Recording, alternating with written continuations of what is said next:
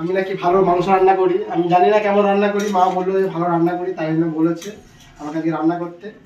আমি রান্না করছি চিকেন কষা, লাল লাল ঝাল ঝাল। তার তোমাদের মানে রাখি দিদি ভাইয়ের যেহেতু শরীরটা ঠিক হয়ে গেছে, তোমরা যেহেতু সবাই জানো, তোমাদেরকে দেখেছিলাম ভিডিওতে, এখন শরীরটা ঠিক আছে, তাই জন্য বাড়ি ফিরেছে।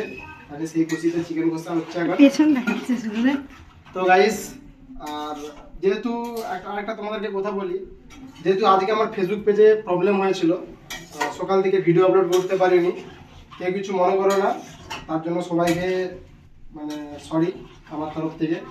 কিছু করার নেই, আমিও নিজে দুঃখিত, সকাল থেকে ভিডিও আপলোড করতে পারিনি, আমার যেহেতু ফেসবুক পেজের রিচটা ডাউন হয়ে গেছে অনেকটাই।